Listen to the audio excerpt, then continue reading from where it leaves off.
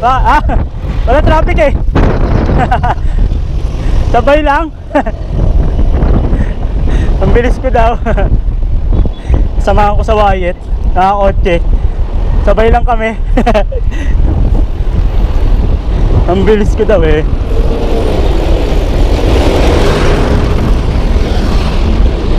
So si Kuya Emer nga pala yan, shoutout kay Emer. Balak rin mag-bike niyan. So siguro one of these days kasabay ko na yan mag-bike. Kasi nagpa-bike din daw yan dati.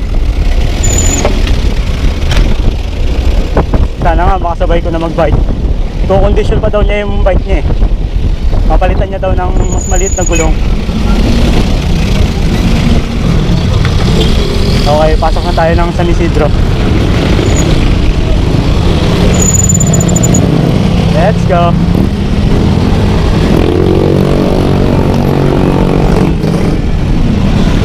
Pasok na tayo. Taga dito yun si Kemer. Nung last time naman nag-shuttle siya, nagkasabay rin kami dito. Nagulat din siya, bilis mo ah. Kaya konti na lang, magbabike na rin yung mga yan. So may isa pa akong nakausap na katrabaho, si Kuya Yuli, na balak na rin magbike. Sana mahikayat ko sila.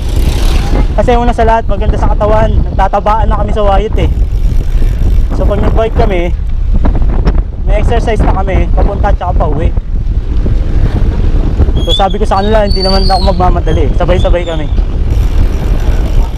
Nasa maaga lang kami aalis. Let's go. Tuloy na tayo.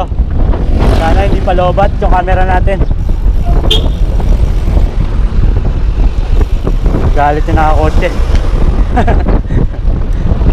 Huwag nyo masyadong malitin yung mga nakabike. Kasi kalsada yung para sa lahat. Makapansin mo kasi, pag yung busina, yung madiin, parang ano eh, parang minura ka nun eh. Dapat ano lang yung busina, smooth lang. Yung pitik lang na pindot, di ba? Parang sinabi mong dadaan ako, paunahin mo ako, ganon. Pero pag yung madiin, parang kami numura nun. Di ba? Kalsada, hindi lang para sa kotse, hindi lang para sa motor, hindi lang para sa malalaki, 4 wheels, gano'n. Para sa lahat yan.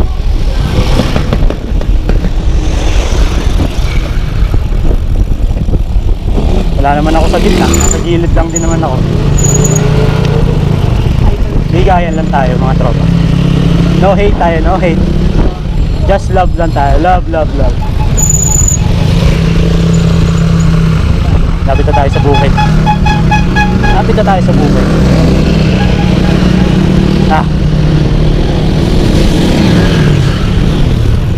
Let's go. Ang init pa rin. Galas stress na ata. Para mainit pa rin. Mabawi tayo ng tulog. Kahapon, gabi na kami nakauwi. Misis kasi nagsumba, nanalo nga sila, first runner up, tapos face of the night. Kaso nawala yung hikaw niya, ginto pa naman.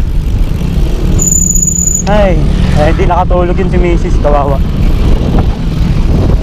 Hindi naman kami makakabili na ngayon ng ginto dahil mahal na.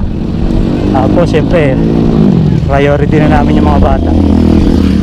Ay no, sayang. Malas lang. Lapit na tayo sa bukid. Tuloy-tuloy lang natin tong content natin. Day 11 na ng pagbabike natin mga tropa. Konti na lang, 144 days na lang. Pwede na natin ibenta sa kaba o yung fat bike natin.